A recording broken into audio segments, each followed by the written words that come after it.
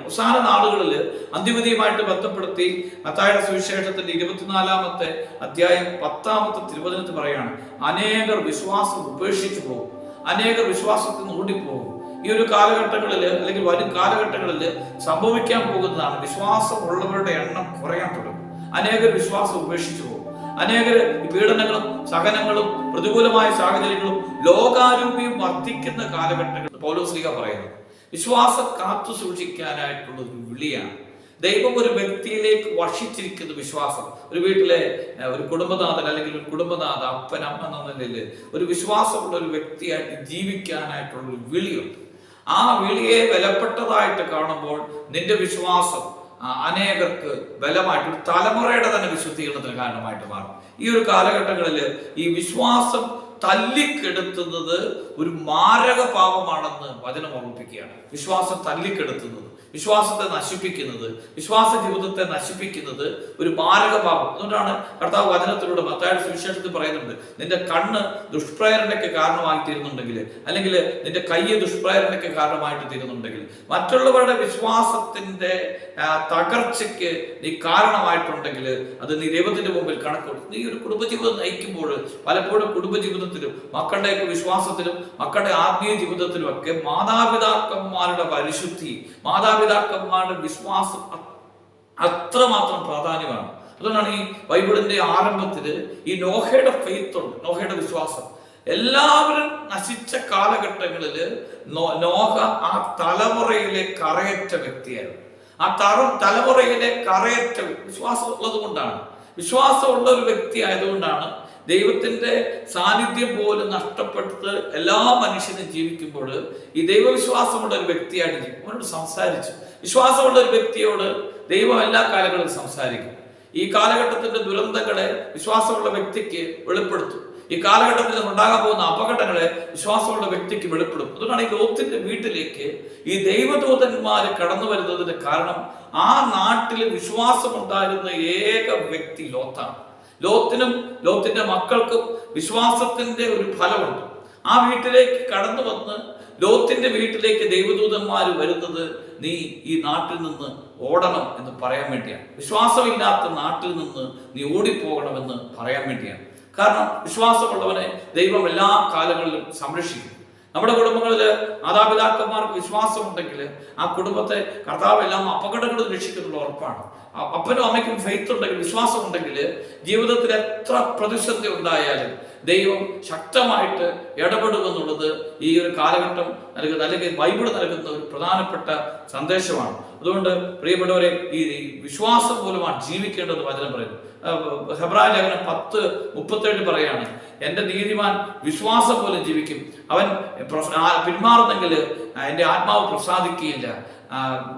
എന്റെ നീതിമാൻ വിശ്വാസം പോലെ ജീവിക്കും. ഹബക്കൂക്കിന്റെ പുസ്തകം 2:4 പറയാണ്, ഹൃദയപരമാർത്ഥതയാണ് അവിടുന്ന് ആഗ്രഹിക്കുന്നത്.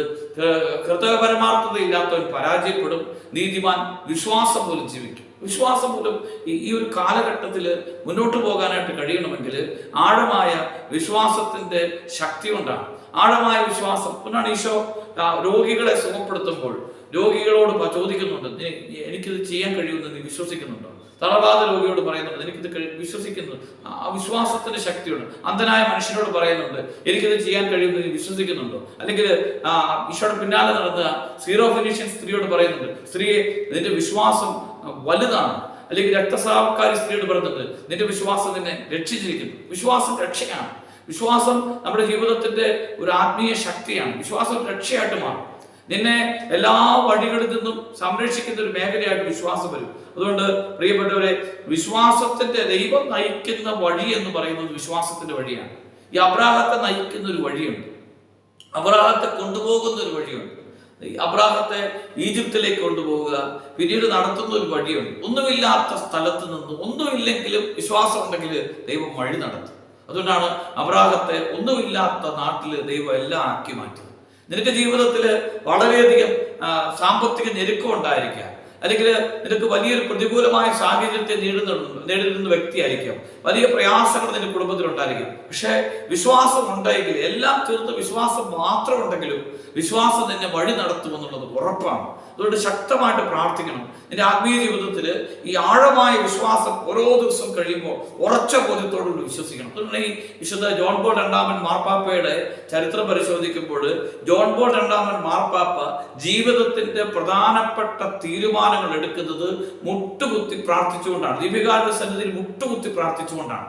അദ്ദേഹം പറയുന്നത് ഇങ്ങനെയാണ്. അദ്ദേഹത്തിന്റെ പിതാവ് അദ്ദേഹം കണ്ടുകൊണ്ടിരിക്കും, രാവിലെ എഴുന്നേൽക്കുമ്പോൾ എപ്പോഴും മുട്ടുകുത്തി പ്രാർത്ഥിച്ചുകൊണ്ടിരുന്നു. മുട്ടുകുത്തി ആഴമായിട്ട് വിശ്വാസത്തോടെ പ്രാർത്ഥിക്കുന്ന പിതാവിനെ കണ്ട് വളർന്നു വന്ന ജോൺ പോൾ പിന്നീട് വളരുന്ന കാലഘട്ടങ്ങളിൽ, സഭയിലെ വലിയൊരു ഉത്തരവാദിത്വം നിർവഹിക്കുന്ന കാലഘട്ടങ്ങളിൽ സഭാസംബന്ധമായ പ്രധാനപ്പെട്ട തീരുമാനങ്ങൾ എടുത്തുകൊണ്ടിരുന്നത് മുട്ടുകുത്തിയാണ് എടുത്തുകൊണ്ടിരുന്നത്. മുട്ടുകുത്തി പ്രാർത്ഥിച്ചുകൊണ്ട് ആ തീരുമാനം ഒരിക്കലും തെറ്റാറില്ലായിരുന്നു.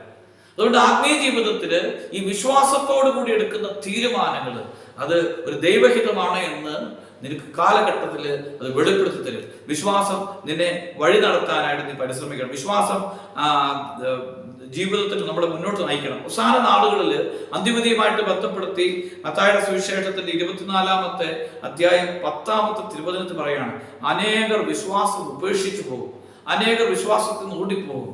ഈ ഒരു കാലഘട്ടങ്ങളിൽ അല്ലെങ്കിൽ വരും കാലഘട്ടങ്ങളിൽ സംഭവിക്കാൻ പോകുന്നതാണ്. വിശ്വാസമുള്ളവരുടെ എണ്ണം കുറയാൻ തുടങ്ങും. അനേകർ വിശ്വാസം ഉപേക്ഷിച്ചു പോകും. അനേകർ ഈ പീഡനങ്ങളും സഹനങ്ങളും പ്രതികൂലമായ സാഹചര്യങ്ങളും ലോകാരൂപിയും വർദ്ധിക്കുന്ന കാലഘട്ടങ്ങളിൽ അനേകം വിശ്വാസം ഉപേക്ഷിച്ചു പോകും. ഈ ഒരു കാലഘട്ടങ്ങളിൽ ആഴമായ വിശ്വാസമുള്ള ഒരു വ്യക്തിയായിട്ട് നീ ജീവിക്കണം. എത്ര പ്രതിസന്ധി ഉണ്ടെങ്കിലും, എത്ര വെല്ലുവിളികൾ നീ കടന്നു പോകേണ്ടി വന്നാലും, എത്ര പ്രയാസങ്ങളിലൂടെ കടന്നു പോയാലും നിനക്ക് ആഴമായ വിശ്വാസം ഉണ്ടെങ്കിൽ ദൈവം നിന്നെ വഴി നടത്തുമെന്നുള്ളത് ഉറപ്പായ കാര്യമാണ്. ജീവിതത്തിൽ ദൈവം നടത്തുന്ന വഴിയിലൂടെ നടക്കുമ്പോൾ ആ വഴിയുടെ അവസാനം ഒരു ദൈവിക പദ്ധതി നിനക്ക് വ്യക്തമായിട്ട് നിന്റെ ജീവിതത്തിൽ ഒരു അനുഗ്രഹമായിട്ടുള്ള വഴിയായിട്ട് മാറും എന്നുള്ളത് ഉറപ്പാണ്. ദൈവം നടത്തുന്നത്. അതുകൊണ്ട് അബ്രാഹത്തെ, ഇസഹാക്കിനെ, ഈ മോശയെ നടത്തുന്ന ഒരു വഴിയുണ്ട്. ഈ കനാൻ ദേശത്തേക്ക് പോകുമ്പോഴും ഒന്നുമില്ലാത്ത മരുഭൂമിയിലൂടെ നടന്നു പോകുമ്പോഴും നാളെ ഭക്ഷണം ഉണ്ടാകുമെന്നോ, നാളെ വെള്ളം ഉണ്ടാകുമെന്നോ, അല്ലെങ്കിൽ നാളെ അവര് രക്ഷപ്പെടുമെന്നോ, ജീവൻ നിലനിർത്തുമെന്നോ ഒരു സാധ്യതയില്ലാത്ത സമയത്ത് മോശയെ നയിച്ചത് ഈ വിശ്വാസത്തിന്റെ ശക്തിയാണ്. മോശയെ നയിച്ചത് വിശ്വാസം. ദൈവം കൂടെ ഉണ്ടെന്നുള്ള ബോധ്യമാണ്. ദൈവം കൂടെ ഉണ്ടെന്നുള്ള ബോധ്യമാണ് മരുഭൂമിയിലെ മണലാരണ്യത്തിലൂടെ നടക്കാനായിട്ട് ഈ മോശയെ പ്രേരിപ്പിച്ചത്. അതുകൊണ്ടാണ് ഈ മോശയ്ക്ക് ദൈവം നൽകിയിരിക്കുന്ന ഗിഫ്റ്റാണ് കൃപ. കൂടെ ദൈവം ഉണ്ടെന്നുള്ള ബോധ്യം. കൂടെ ദൈവം ഉണ്ടെങ്കിൽ ഏത് പ്രതിസന്ധി ഘട്ടങ്ങളിലൂടെ മുന്നോട്ട് പോകാനായിട്ട് കഴിയും. ആ ബോധ്യം ഈ കനാൻ ദേശത്തേക്ക് പോകാനായിട്ട് മോശയെ പ്രേരിപ്പിച്ചു. ജീവിതത്തിൽ ഈ പ്രത്യാശ നിറയുന്നത് ആഴമായ വിശ്വാസത്തിന്റെ ഫലമാണ്. നീ ആഴമായ വിശ്വാസത്തോടെ ദൈവത്തിന്റെ ജീവിതത്തിൽ ഇടപെടുമെന്ന് ഉറച്ച വിശ്വാസത്തോടെ ജീവിക്കുക. ഈശോ നിന്നെ അനുഗ്രഹിക്കട്ടെ. ആമേൻ.